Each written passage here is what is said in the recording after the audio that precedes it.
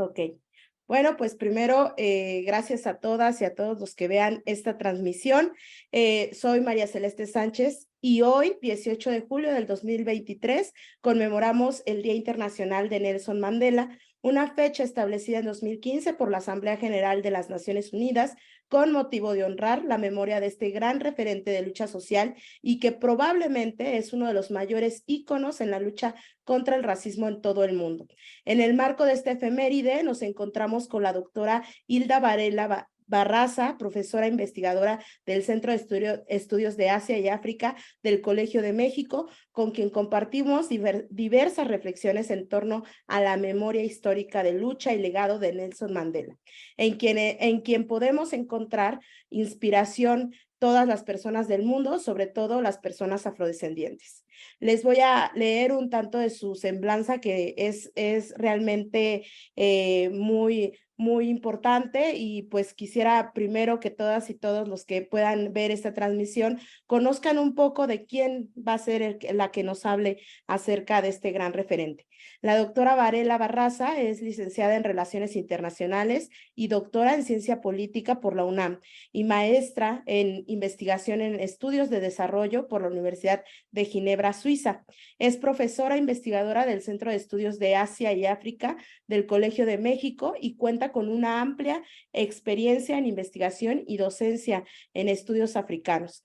Entre sus principales líneas de investigación incluyen la política africana contemporánea, las relaciones internacionales de África y la política exterior de México hacia África.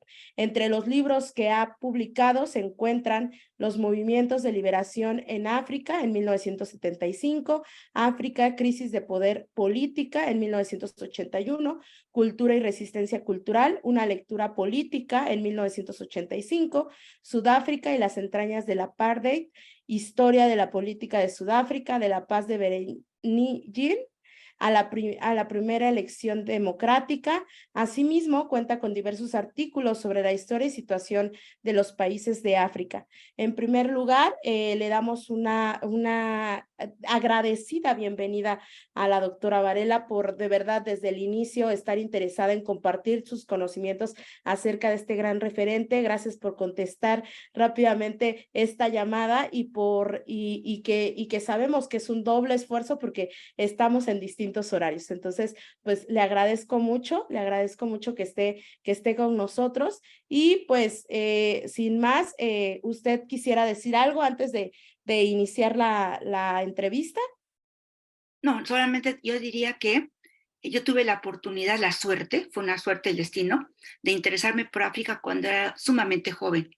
Y actualmente he tenido diversas experiencias de investigación en el continente africano y actualmente considero que es más lo que África me ha aportado que lo que yo pueda aportar al conocimiento de África en mi país, que para mí esa es mi misión importante, dar a conocer realmente qué es África y combatir esa serie de mitos racistas que nos predominan por todos lados y que nos tratan de inhibir nuestra capacidad de conocimiento crítico y de acercamiento con África. En la medida que conocemos, nos acercamos y entendemos por qué son seres humanos muy similares a nosotros y están distantes de ese tipo de estereotipos que se han tendido a fraguar a nivel internacional y que lamentablemente muchos hemos tenido introyectados durante mucho tiempo y pensamos que esa es la realidad y no lo es.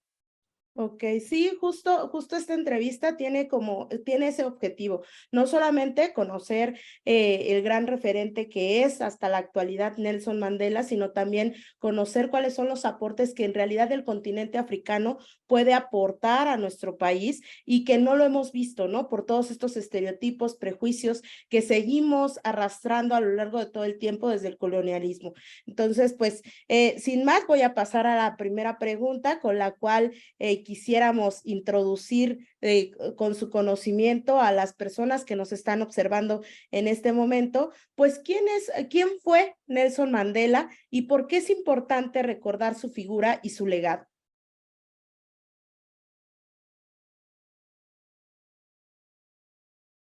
Usted va a plantear la primera pregunta, perdón, ¿sí? Así es, sí, ¿Cómo no? Perdón, sí.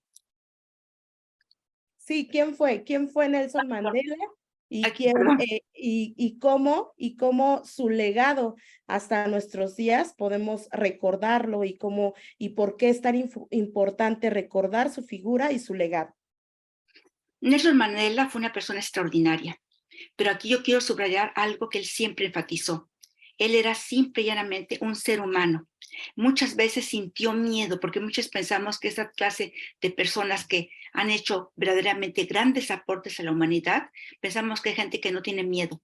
Y él subrayaba mucho eso. Muchas veces él tuvo miedo, pero él lograba vencer su miedo, resistir a su miedo y tratar de enfrentar cuál era su realidad. Él subrayaba mucho, no me consideren como un ser fuera de lo común, soy un ser humano. Como tal, tienen que juzgarme y aceptarme como soy. Entonces, bueno, ¿quién fue Nelson Mandela? Bueno, fue un ser humano, como dije, extraordinario. Él vivió en un contexto económico, político y social verdaderamente muy difícil en Sudáfrica. Muchas cuando se habla de Sudáfrica se piensa que el problema del racismo comenzó en la década de 1940, cuando el sistema económico, político y social, y obviamente la forma de gobierno, se le denominó con el nombre de apartheid. Esto realmente lo único que hizo fue bautizar a un régimen que existía desde desde mediados del siglo XVII, y fue codificarlo, darle un nombre, pero la práctica de la explotación racista, y aquí también quiero subrayar mucho, la discriminación racial es sumamente grave y debe ser condenada, pero todavía es mucho más grave cuando se utiliza el color de la piel para justificar, entre comillas, yo diría, para tratar de justificar la explotación de la gente a partir precisamente del color de la piel. En ese contexto, en Sudáfrica, la explotación de la población de piel negra comenzó en el siglo XVII, y en el siglo XX lo que se hizo fue tan solo desde principios del 20 empezó la codificación de estas leyes que ya eran consuetudinarias, que eran prácticas comunes, y tan solo se metieron en leyes concretas, y sobre todo a partir de la década de 1940 se le dio un nombre específico a este sistema de explotación racista.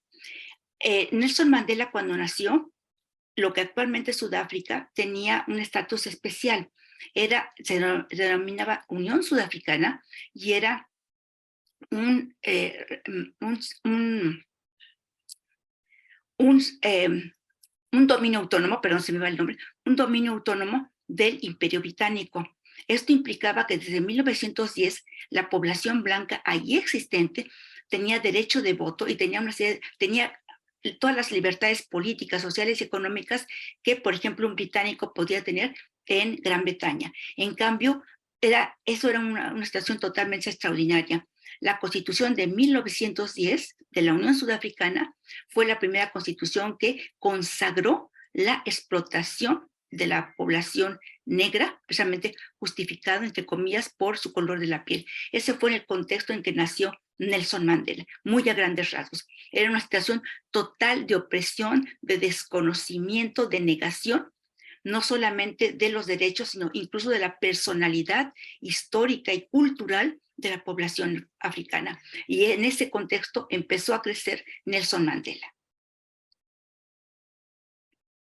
Justo, y, doctora Hilda, cuando nos mencionas el contexto de Sudáfrica en este momento, nos viene a la mente, bueno, entendemos un poco más acerca del contexto en donde nació, y creo que hacer hincapié en que fue un ser humano y no es un héroe alejadísimo de nuestra realidad, o que nadie más pudiera llegar a hacer lo que él hizo. Creo que haces énfasis en algo muy importante: quitarse el miedo, buscar y luchar por las libertades, no solamente de uno mismo, sino de todas las personas, y creo que eso fue lo que nos deja también como legado, ¿no? Y quisiera que pudiera ahondar un poco más sobre el legado que nos dejó. Sabemos sobre la lucha que hizo contra este régimen que mencionabas, ¿no? Que es muy importante decir que no inició solamente con que se le diera el nombre y que de un día para otro cambiara el contexto en Sudáfrica, sino que esto ya venía arrastrándose de mucho más tiempo. Eran normas que ya se tenían bien pautadas, pero después en el siglo XIX, cuando se le da el nombre, fue cuando ya pudimos decir, ¿no? Porque creo que muchas de nosotros, como un poco alejados de su contexto y de su realidad de Nelson Mandela, pensaríamos, él luchó contra el apartheid y ya se terminó o inició cuando él nació o cosas por el estilo, ¿no? Mencionar que no viene solamente con su nombre, que fue un proceso que se da como cualquier otro tipo de proceso político. Entonces, creo que eso es bastante importante. Entonces, sí me gustaría que ahondaras un poquito más sobre el legado que dejó, qué hizo Nelson Mandela para que en este momento sea recordado y que también sea un ícono tan importante para las personas afrodescendientes, ¿no? No solamente para las personas africanas, sino personas afrodescendientes que pensamos en él como un referente. Entonces, ¿qué hizo? ¿Cuáles fueron sus luchas? ¿Cuáles fueron sus logros como figura pública? Ujú. Él fue una persona realmente fuera de lo común, un ser humano, pero fuera de lo común. Él pertenecía a una familia real del grupo Tembu, dentro de la población Kosa, y dentro de esa rama familiar que él tenía, su padre concretamente, él era una familia de consejeros de reyes.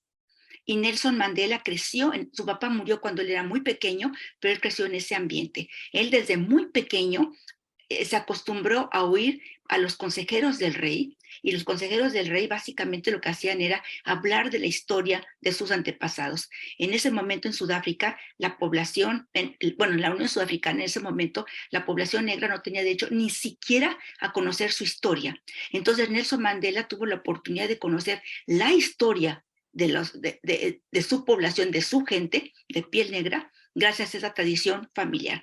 Y allí se forjó un espíritu libre, un espíritu combatiente, capaz de, en un momento dado, vencer su propio miedo, como yo decía.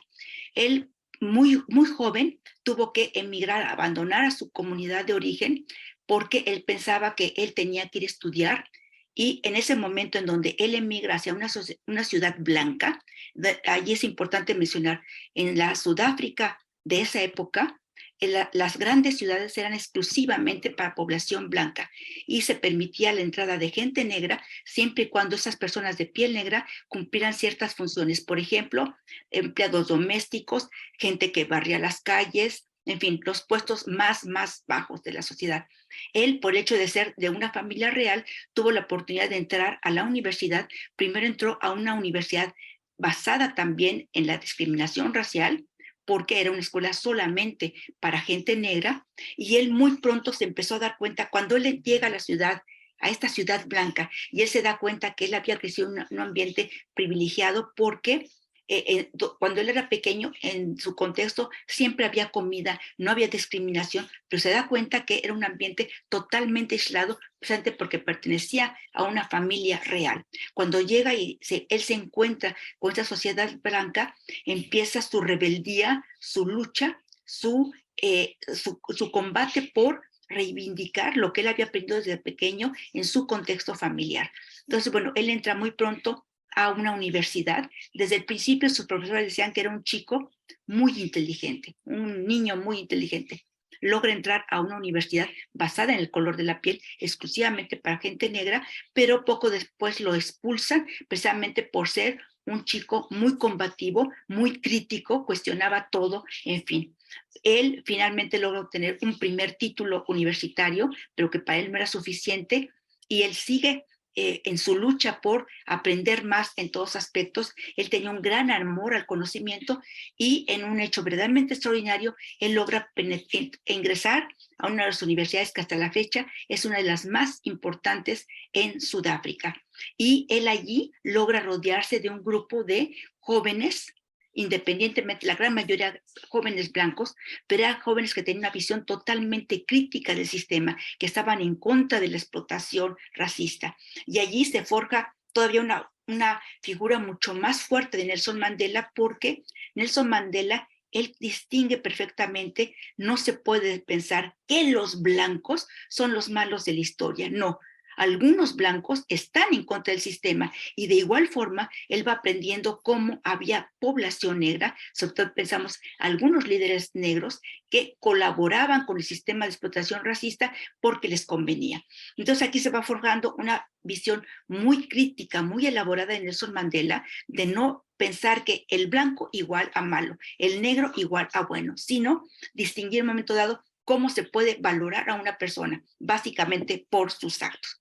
Ahora, yo podría hablar horas enteras sobre la figura de Nelson Mandela. ¿Cuáles serían sus principales aportes?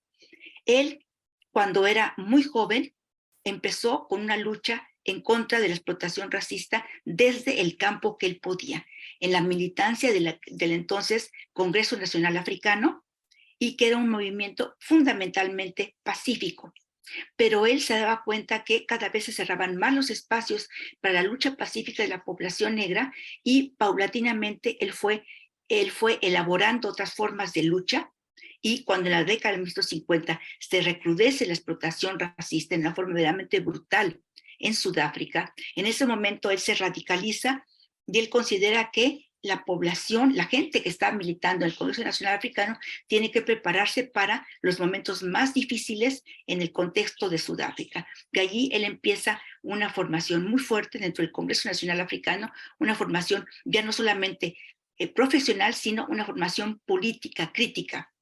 Y él, a finales de los 50, tiene que optar, él decide que se tiene que optar por la lucha armada, porque en el contexto de Sudáfrica no hay otra. Sin embargo, aquí la lucha armada, en ese contexto que era la Guerra Fría, perdón, había una satanización de la lucha armada. Para Nelson Mandela no era ningún hombre violento, al contrario, él era un hombre, un pacifista, y cuando él decía la lucha armada, él básicamente lo que pensaba era llevar actos de sabotaje en contra de instalaciones del gobierno de la minoría blanca, pero nunca en contra de la población, independientemente del color de la piel. Eso es fundamental. Esto es uno de los grandes aportes de Nelson Mandela. Siempre la paz para lograr conquistas extraordinarias. Bueno, ¿cuáles serían sus grandes aportes? Por un lado, esta convicción de que se puede lograr lo que se quiere mediante una lucha constante, clara, crítica, en contra de lo que se considera que es un sistema de explotación, como sería su caso. Otro aspecto muy importante fue precisamente esta concepción de diferenciar quién es amigo y quién es enemigo independientemente del color de la piel. Y yo creo que otro aspecto que sería importante sería la solución pacífica de los conflictos radicales, de los conflictos que realmente son esenciales. Podríamos hablar horas enteras de los grandes logros de Mandela, de la gran herencia que nos dejó Nelson Mandela. Sí, perfecto. Creo que nos hablas un poco más acerca de cuáles fueron sus idearios y hablar de cuáles fueron los principales referentes, ¿no? Justo cuando nos mencionas que su juventud, en su niñez, él pudo, mediante su familia, conocer un poco más acerca de su historia, vemos la importancia de conocer cada una y cada uno de nosotros, parte de nuestra historia, para poder sentirnos orgullosos, pero también para buscar este tipo de, lo que él buscaba, ¿no? Buscaba paz, buscaba igualdad entre cualquier persona y viendo que el racismo no significa que es una lucha entre negros y blancos, significa que es una lucha contra el poder que oprime a unas personas más que a otras y por el color de piel o por cualquier otra situación, ¿no? No solamente el color de piel, sino también el de pertenecer a una etnia, el de pertenecer a alguna religión, ¿no? Sabemos que hay distintos tipos en los cuales se puede ejercer el racismo, pero saber cómo él luchó y más allá, no solamente de una formación en la escuela, sino también una formación política y crítica. Lo que tú mencionas es importantísimo para todas nosotras, las personas que buscamos seguir luchando desde el activismo, desde espacios políticos, desde espacios de toma de decisiones. No solamente es una formación formal, sino también se necesita una formación política y crítica acerca de lo que está pasando en este momento en cada uno de nuestros países. Creo que ese es un gran legado que ha dejado Nelson Mandela, y también por eso es que te quisiera preguntar acerca de quiénes fueron esos personajes en los cuales él encontró alguna inspiración. ¿Conoces algunos de los referentes también para que nuestra audiencia pueda también conocer de dónde vienen estas ideas, de dónde surgieron todos estos idearios, ¿no? Saber quién fue su referente en su juventud, en su adultez, qué libros leía, si sabes algo acerca de este tema. Realmente es difícil decir quiénes fueron sus referentes. Si tomo en cuenta como base el libro autobiográfico de Nelson Mandela, es indudable que su principal referente fue la historia de su propia gente, y sobre todo en un contexto en donde la gran mayoría de la población desconocía cuál era su historia. Él hacía mucha referencia, por ejemplo, a los consejeros de reyes de su grupo étnico, porque los consejeros era gente que se preparaba para ser gente sabia. Y esto no implica que dijéramos que, bueno, eran intelectuales, no. Era gente que conocía muy bien la historia, y que cuando en un momento dado el rey decidía o pensaba en tomar alguna decisión, estos consejeros como referencia tenían la historia y les decían, bueno, recuerda que nuestro pueblo ha hecho esto, en tal contexto hizo esto, etcétera. Entonces, para Nelson Mandela, un gran referente era la propia historia de la población negra en Sudáfrica. También hay algunos referentes que podemos encontrar, por ejemplo, un ministro eh, eh, británico muy bueno, que posteriormente fue expulsado de la Unión Sudafricana, ahorita se me va el nombre, perdón, y fue expulsado precisamente porque él, sobre todo lo que pensaba es que la población tenía que tener los mismos derechos y las mismas libertades independientemente del color de la piel. También fue importante lo que yo mencionaba, su grupo de compañeros en la universidad, la gran mayoría eran blancos, y él encontró allí un referente fundamental. Era gente que lo apoyaba, que lo estimulaba, pero también que intelectualmente lo nutría. Y yo creo que eso fue fundamental.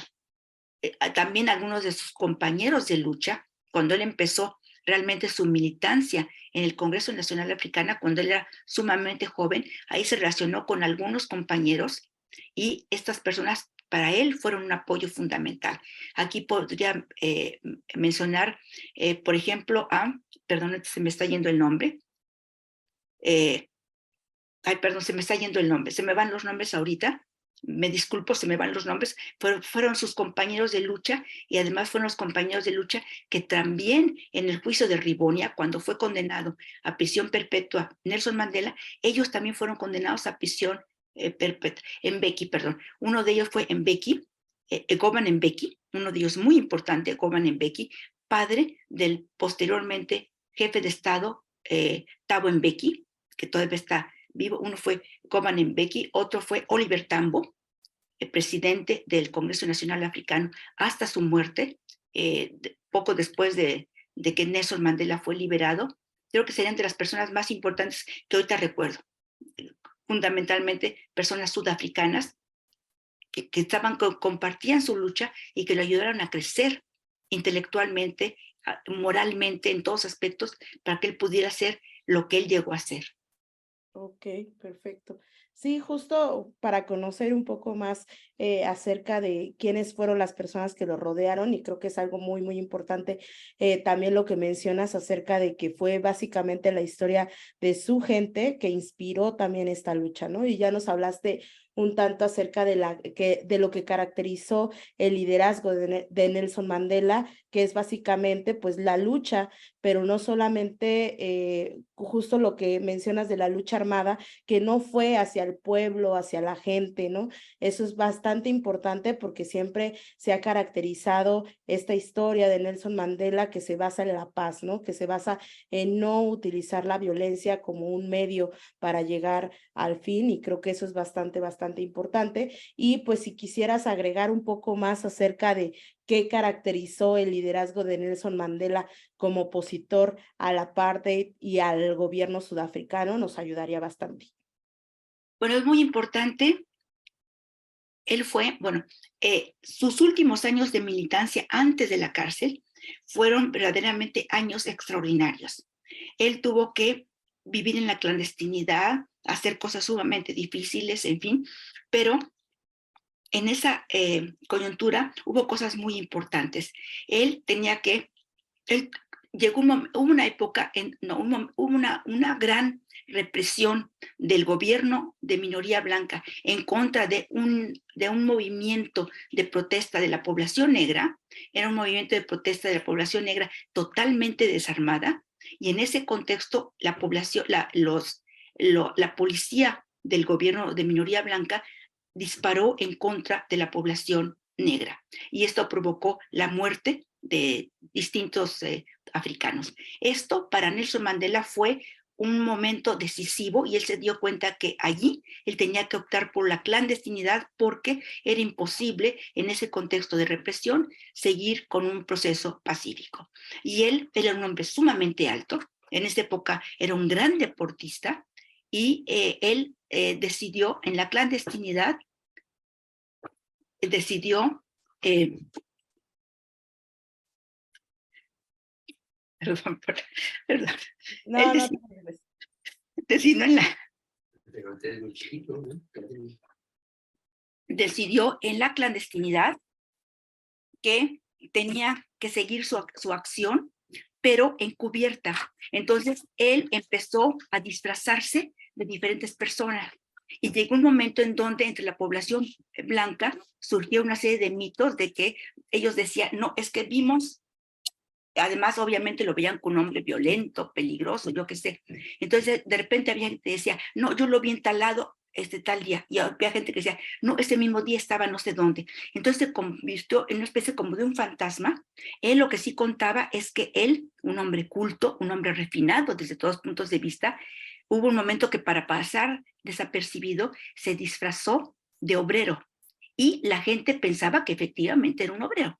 Entonces, bueno, esa parte, por ejemplo, esa faceta de su vida es extraordinaria, lo que él cuenta. Pero en esa coyuntura, él sale por primera vez del país sin permiso. En esa época, una persona negra, para poder salir del país, tenía que pedir permiso, y, por ejemplo, él con su trayectoria política, era imposible que le dieran permiso para abandonar el país.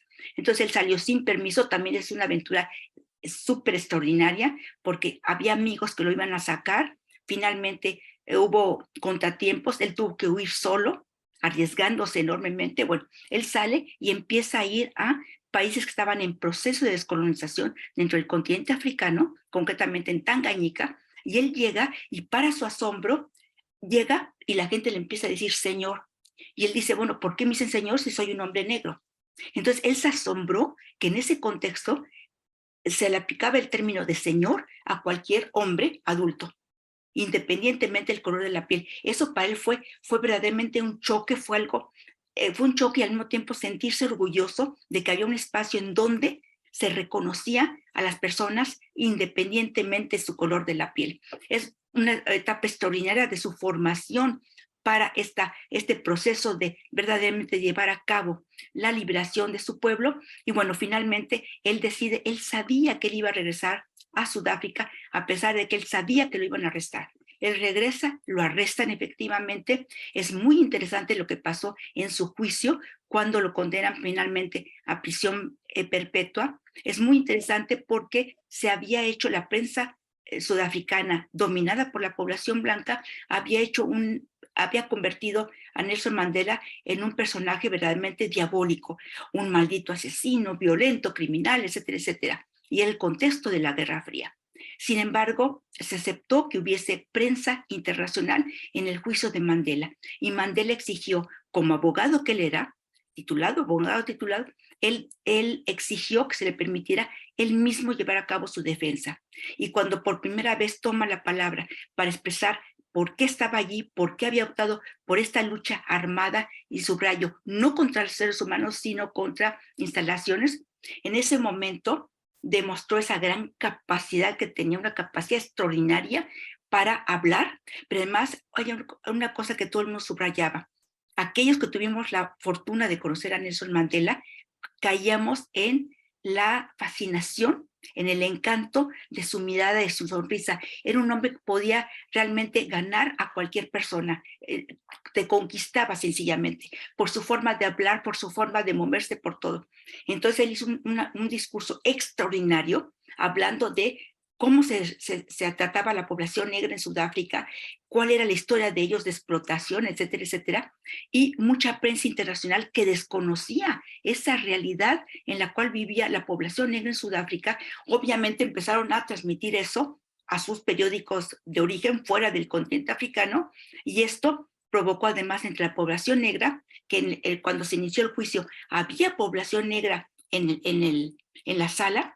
La gente empezó, cuando empezó Nelson Mandela a hablar, obviamente la gente estaba no solamente cautivada, sino orgullosa de lo que estaba diciendo Nelson Mandela. Otra cosa muy importante, Nelson Mandela salió ataviado con su vestimenta tradicional. Y eso, por ejemplo, los jueces blancos fue considerado como una amenaza.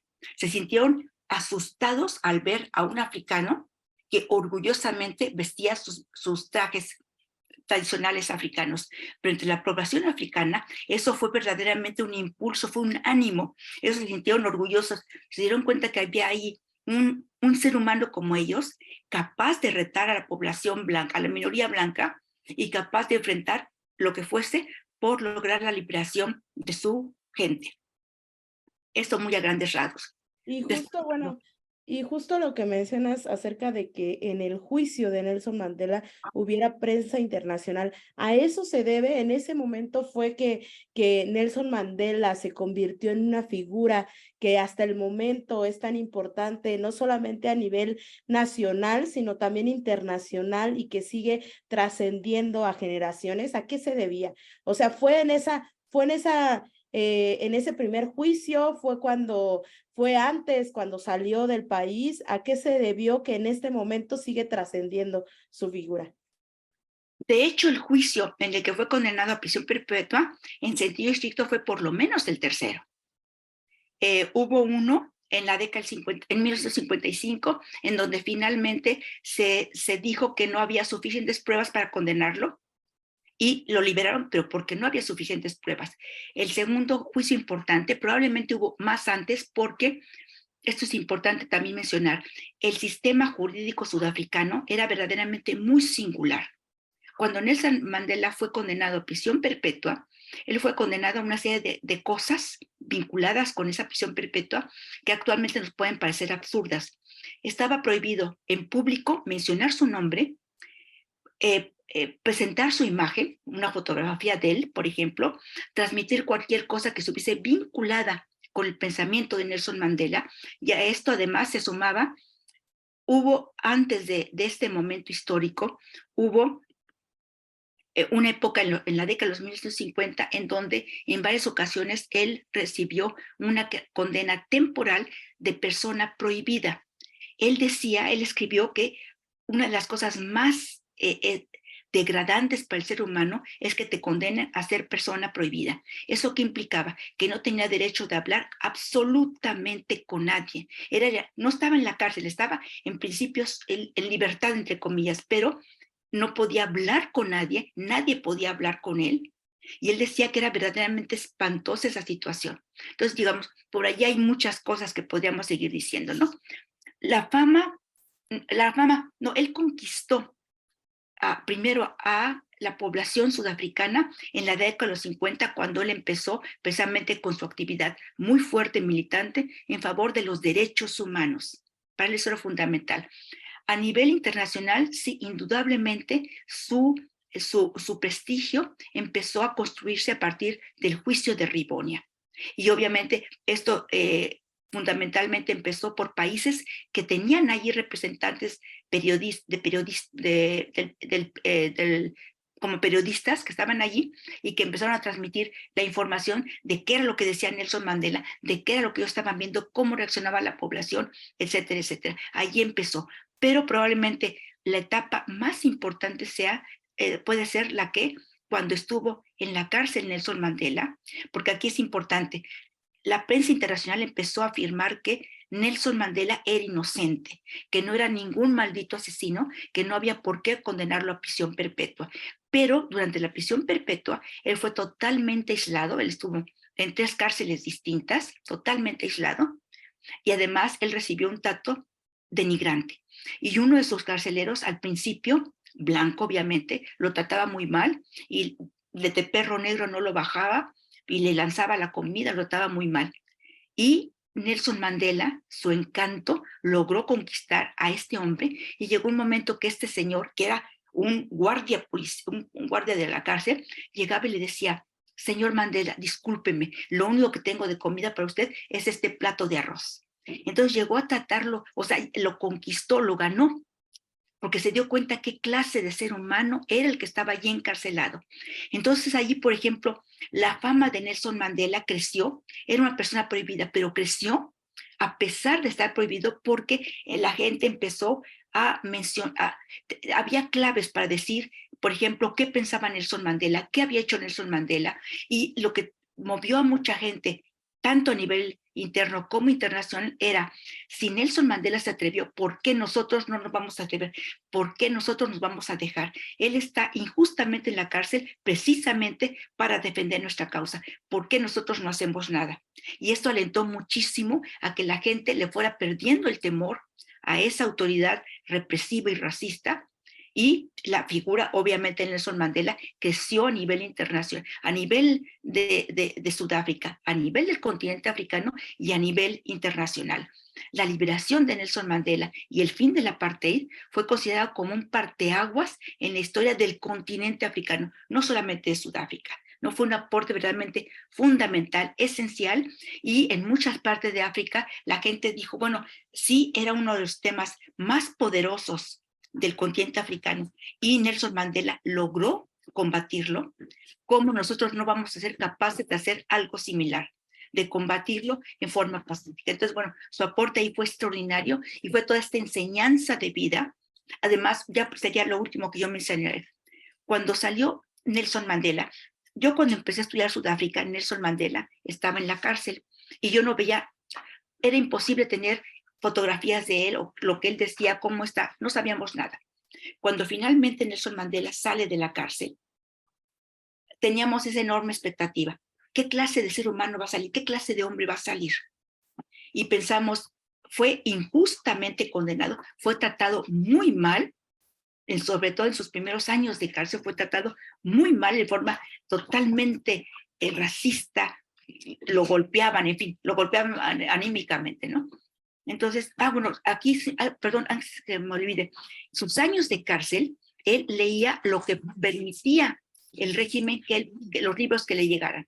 Y había veces que él podía un libro leerlo 3 o 4 veces porque no tenía más lectura. A él le encantaba la lectura, le fascinaba leer. Entonces, él llegó a un momento que era capaz de repetir de memoria libros enteros, porque era, digamos, era su energía, era su alimento, ¿no? Bueno, cuando finalmente Nelson Mandela sale de la cárcel, la gran sorpresa, sale un hombre anciano, extraordinariamente bello por su mirada, por su expresión, con una gran sonrisa, sin odio, sin rencor, y sobre todo tendiéndole la mano a toda la población sudafricana, independientemente del color de la piel. Eso, por ejemplo, en mi opinión, es uno de los grandes aportes, de las grandes herencias que nos dejó Nelson Mandela a toda la humanidad.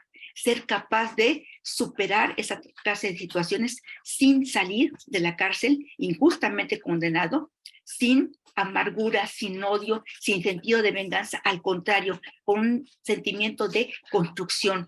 Todos somos sudafricanos, todos tenemos que construir una nueva Sudáfrica en donde los derechos humanos se respeten, se valoren, independientemente del color de la piel de la población.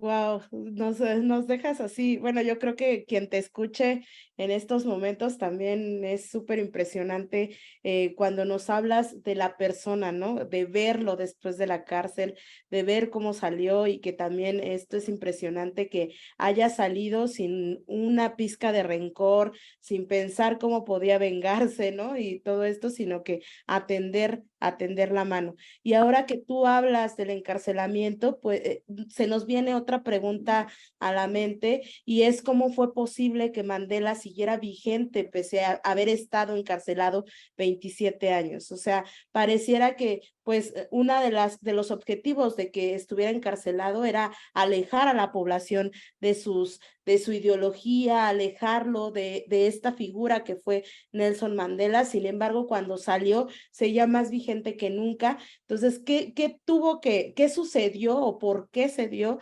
que a pesar de que haber estado encarcelado y como mencionaste en un inicio, fue aislado totalmente y que también pues ni siquiera dejaban leer todo lo que él quería, fue tratado con todo el racismo que se pudiera pensar y que pues no tenía aliados allá adentro? O sea, ¿qué hizo que la figura de Nelson Mandela siguiera vigente después de 27 años de haber sido encarcelado, ¿no? Que saliera y siguiera siendo tan importante como cuando entró o muchísimo más. Es indudable que cuando Nelson Mandela fue condenado a prisión perpetua, él, por ejemplo, se cuestionaba por qué no fue condenado a pena de muerte, que lamentablemente el sistema sudafricano se permitía esto.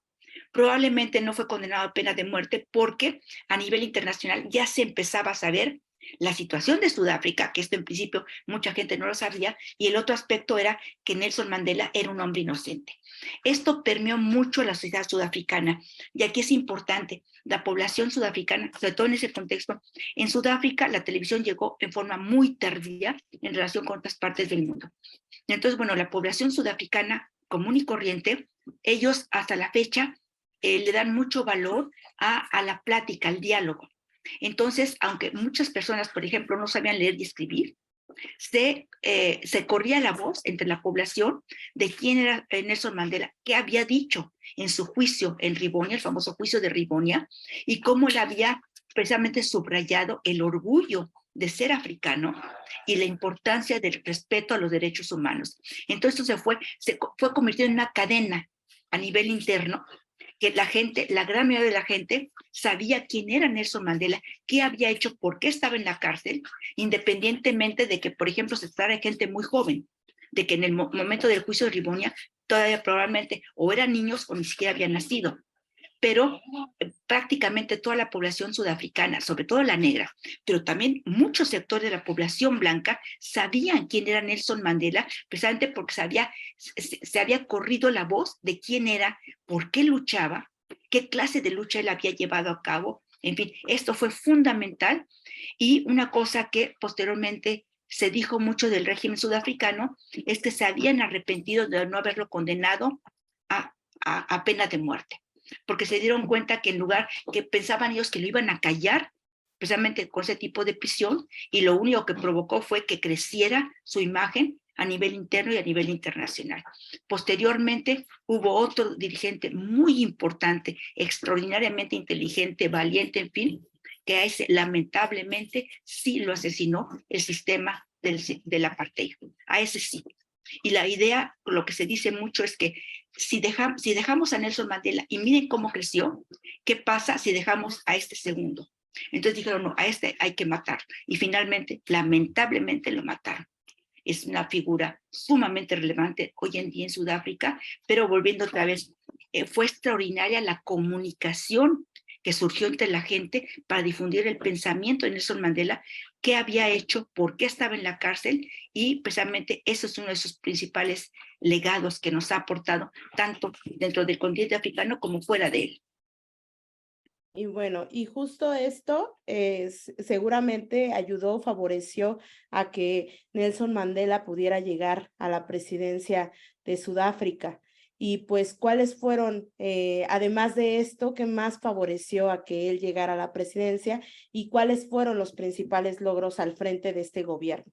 ¿Qué nos podrías contar acerca de Bueno, esta aquí persona? hay una cosa muy importante.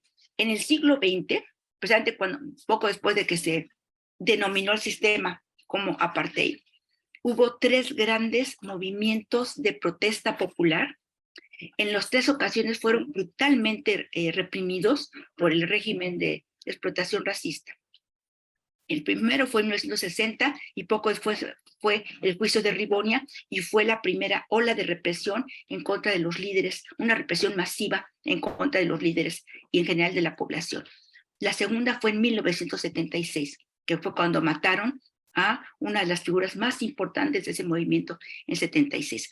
La tercera gran revuelta se le conoce como la revuelta de los townships, o sea, de los barrios donde la población negra vivía, en la década de 1984, y comenzó a raíz de la proclamación de una nueva constitución denominada como reformista, entre comillas, en la cual se permitía el derecho de voto con restricciones totalmente racistas para otros dos sectores de la población que no son blancos, concretamente la población de origen asiático, pero que son sudafricanos, y la población mestiza. Pero a la población negra se ratificó en forma radical que no tenían derecho a ningún tipo de libertad porque se consideraba que la población negra eran extranjeros en su propio suelo porque de acuerdo a la ley la gran mayoría del territorio sudafricano era propiedad exclusiva de los blancos. Entonces esta constitución llamada reformista provocó una ola de rechazo de la población negra, fundamentalmente también de la población mestiza, color, como se le llamaba en Sudáfrica. Entonces ahí empezó una ola de protestas que fue imposible de detener y se desató lo que de hecho se convirtió en una guerra civil dentro de Sudáfrica. Fue tremenda la situación y llegó un momento que las autoridades blancas eran incapaces de controlar la situación y se dieron cuenta en ese contexto. Además fue un movimiento que empezó aproximadamente en el 84 y llegó un momento que se dieron cuenta las autoridades que la única forma de lograr la solución de esa tremenda crisis, el país se convirtió totalmente en ingobernable. Esa es la consigna de la población negra, hacer al sistema del apartheid totalmente ingobernable, y lo lograron. Y era una serie de matanzas, lamentablemente, que obviamente el régimen trataba de desprestigiar, de presentarlo como si fuera un problema de violencia entre población negra, actos de barbarie, etcétera, etcétera, ¿no?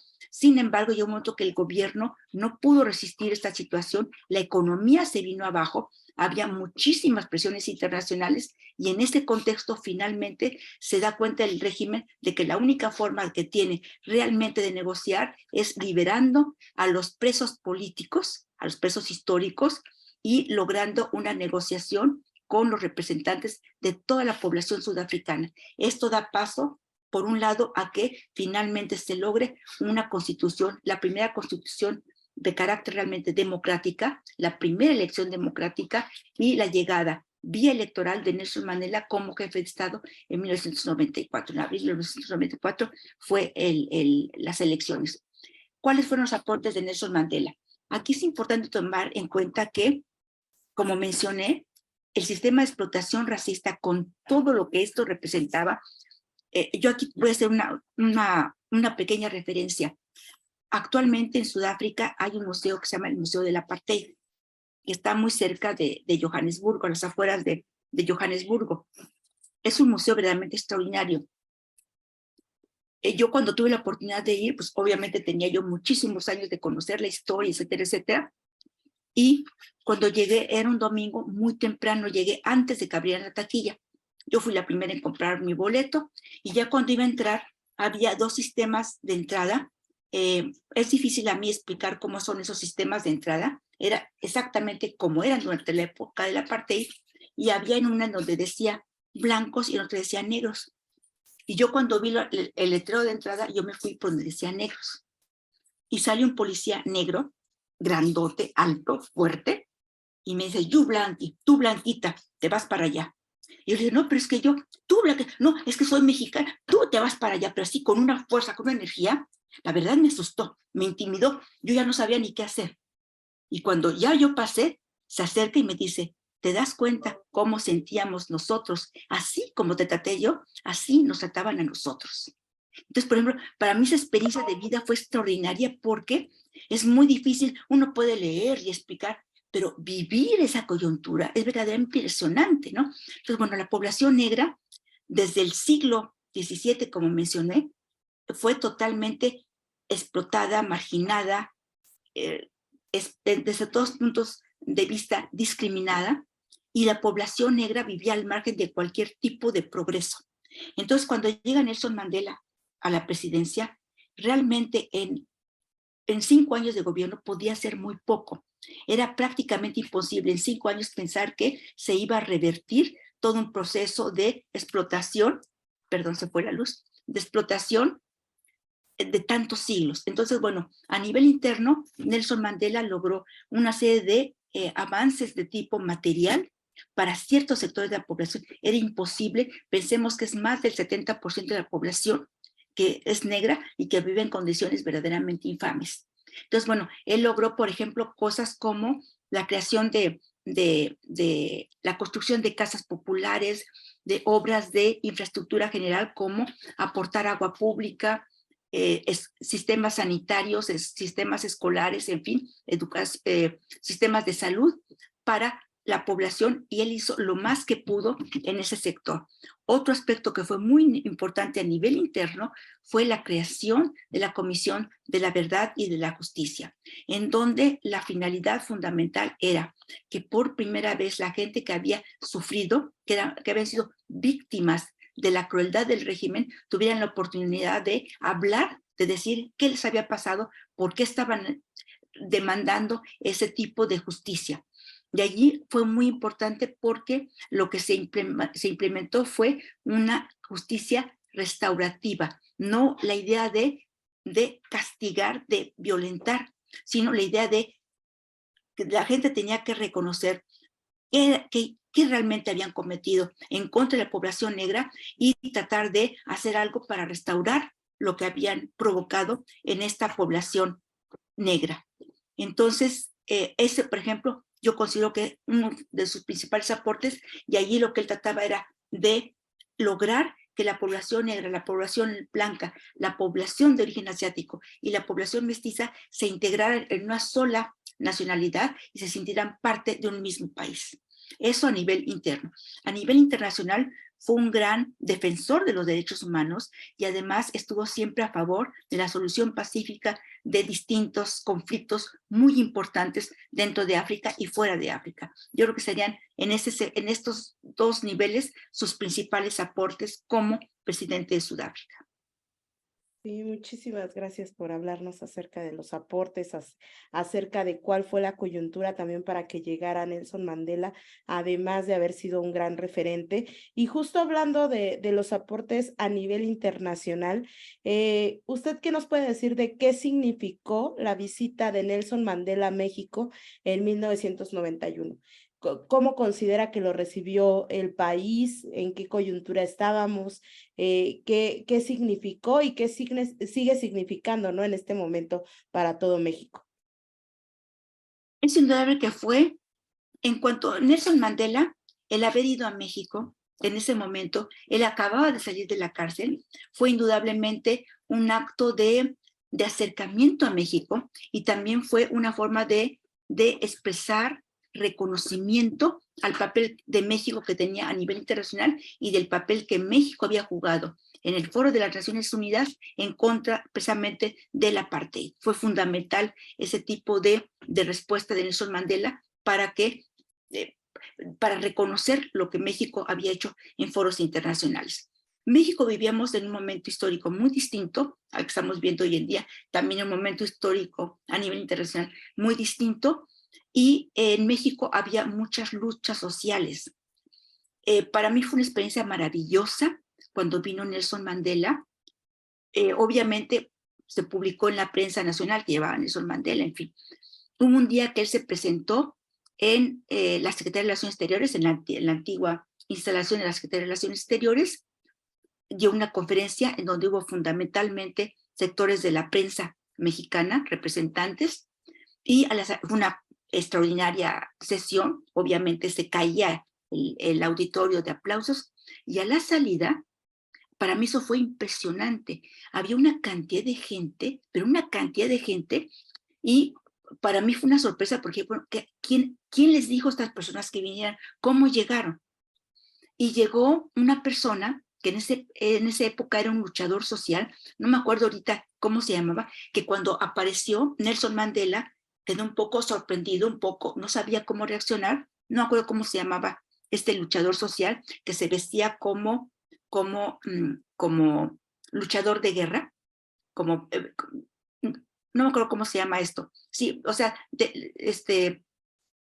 que salen con máscara y cosas por el estilo. Cuando apareció este luchador social, Nelson Mandela, la primera reacción fue de sorpresa, pero cuando se le empezó a traducir quién era, qué quería, la actitud de Nelson Mandela fue no solamente de comprensión, sino de beneplácito al ver que en México también había un momento de lucha social muy fuerte, y fue extraordinario. También otra experiencia que tuve con Nelson Mandela, un desayuno en un hotel de Polanco, un hotel de lujo, en un desayuno muy reservado, y cuando salió Nelson Mandela, él empezó a bajar unas escaleras.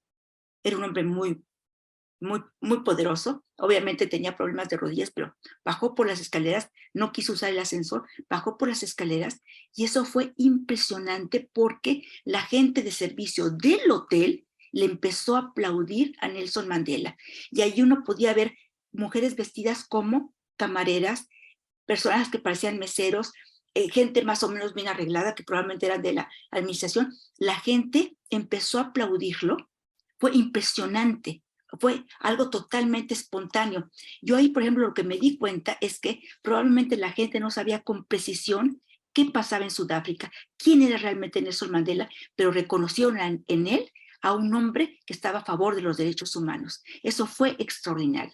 Entonces, ¿qué aportó Nelson Mandela a México? Yo creo que fue un impulso, fue un reconocimiento muy noble de parte de él, de la labor que había realizado en México en foros internacionales, pero también fue un impulso a muchos sectores que tenían esa ambición por un respeto de los derechos humanos, por una alternancia del poder, del poder del gobierno, la alternancia del poder en el gobierno, etcétera, etcétera, por ese tipo de democracia abierta, en fin. Yo creo que fundamentalmente para mí sería en ese contexto. Wow, no sé si en este momento tendrá alguna referencia de algún libro que podamos leer acerca de él, o sea, ¿cuál es un libro que no tendríamos que perdernos si queremos conocer acerca pues, de la historia de Nelson Mandela? ¿Qué nos podría decir? Bueno, aquí puede parecer publicidad, pero uno de los libros que tengo sobre la historia de Sudáfrica, el más reciente, el de La Paz de Ferenin, desde 1994, hay una fortísima presencia de Nelson Mandela a lo largo de todo el libro. Y no solamente hay una presencia de Nelson Mandela, sino hay un énfasis en cuál era el contexto en el cual surge Nelson Mandela, en el cual crece como ideólogo, como político, y cómo se convierte verdaderamente en un referente a nivel internacional, a nivel de Sudáfrica, a nivel del continente africano y a nivel internacional. En un momento, ¿por qué debemos de admirar la lucha del pueblo sudafricano, lo que ha logrado el pueblo sudafricano, comprender hoy en día todos los problemas que está enfrentando, que no es una historia color de rosa, tienen muchísimos problemas, pero nos ayuda a comprender en qué contexto Nelson Mandela se convirtió en ese ser humano maravilloso, y por qué el pueblo sudafricano también es maravilloso. Pues, entonces ahí, perdón, pero es un Sí, libro claro. académico publicado por el Colegio de México, que es fácil de conseguir, es fundamental, en mi opinión, ese. Fuera de eso, lo que yo conozco no está publicado en español. Entonces, lamentablemente, no puedo referirlos a otro tipo de trabajos. Ok, muchísimas gracias. Y bueno, pues ya estamos llegando al final de esta conversación, pero no me quisiera ir sin antes hacerle esta última pregunta acerca de que si sigue vigente el pensamiento de Nelson Mandela, seguramente sí, pero qué tan importante tendría que ser este referente para la población afrodescendiente. Se lo comento porque creo que aquí en México tenemos pocos referentes afromexicanos, afrodescendientes en general, porque pues en realidad ha habido un borrado de nuestra historia, pero conocemos también como referente a Nelson Mandela y por qué este tendría que ser un referente para nuestra lucha como movimiento afromexicano. Como movimiento afroamericano, yo creo que se pueden encontrar muchísimos referentes en el continente africano. Nelson Mandela es uno de los más grandes, de los más importantes. ¿Por qué sería importante? Como ya mencioné, él sobre todo luchó por el respeto a los derechos humanos. Para él eso era fundamental.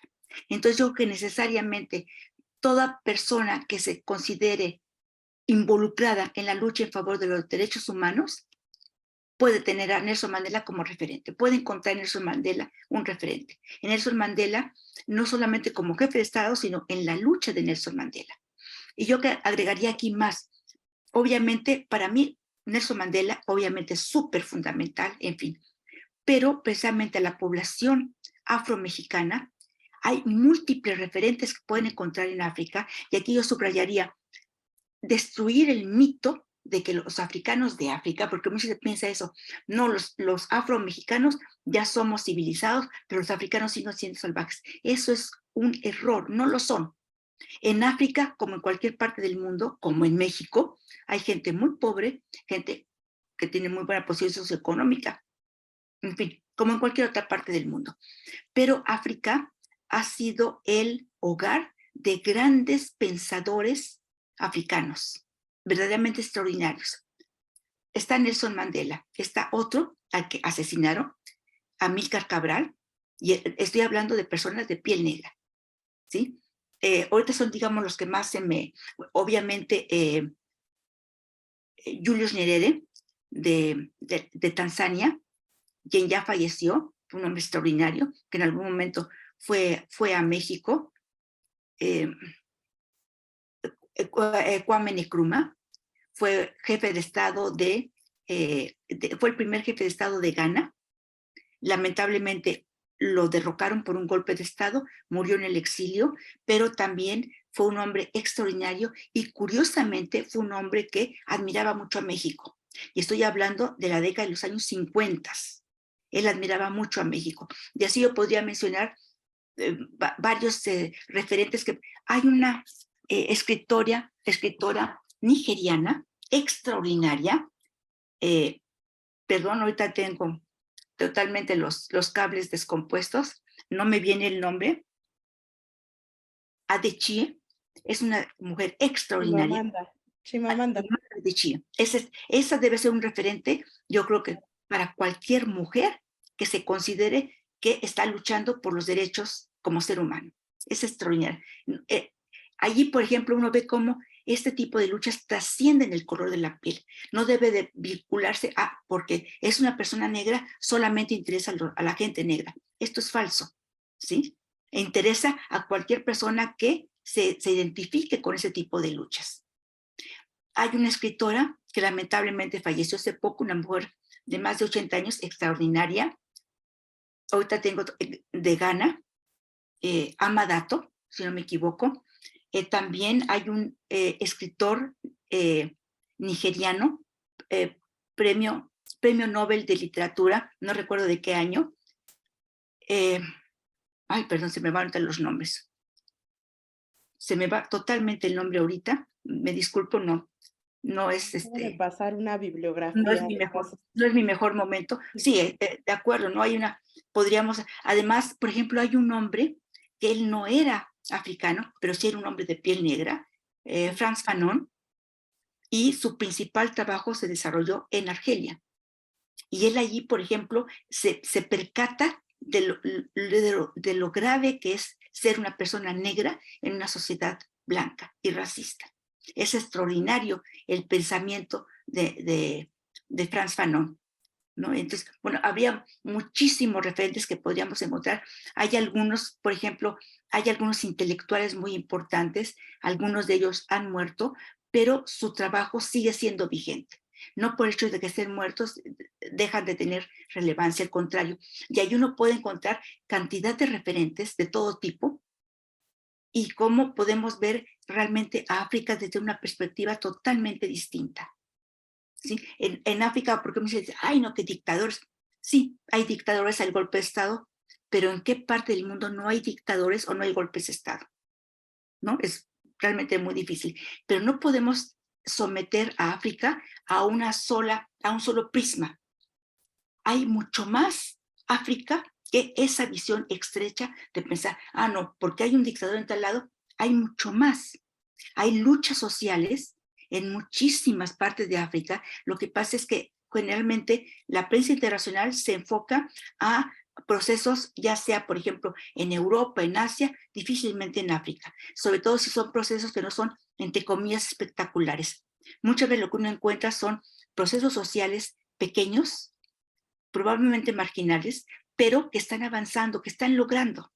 Entonces, para mí, por ejemplo, esos son los principales referentes que podemos tener, no las grandes epopeyas, las grandes, y esto obviamente sin demérito de gente como Nelson Mandela, eso, mis respetos de toda la vida, Nelson Mandela, Amílcar Cabral, Kwame Nkrumah, pero en la vida diaria podemos encontrar cantidad de referentes cómo en África se está construyendo una nueva forma de una sociedad más justa, más democrática, a partir de los propios valores históricos y culturales de las poblaciones africanas, sin importar procesos, sino ellos creando lo que realmente pueden hacer a partir de sus propias raíces. Esto es fundamental, que se difunda qué hacen hoy en día las poblaciones en el continente africano y no pensar que todos son gente que nada más está pasivamente sufriendo, yo qué sé, sino cómo luchan una lucha social para construir sociedades más democráticas, más abiertas, en donde se respete los derechos humanos de todo el mundo.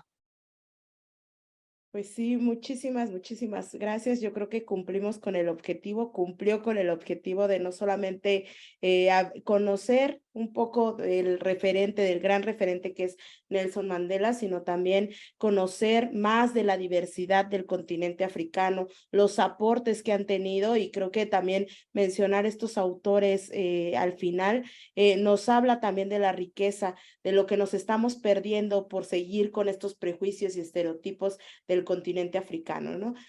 Agradezco mucho a la doctora Varela Barraza por su tiempo y disposición para participar en este conversatorio virtual en el que hemos intercambiado diversas reflexiones y puntos de vista respecto a la vida de un símbolo de la lucha antirracista, como lo fue Nelson Mandela y el legado, el enorme legado que nos ha dejado a quienes, al igual que él, aspiramos a un mundo sin discriminación y sin racismo.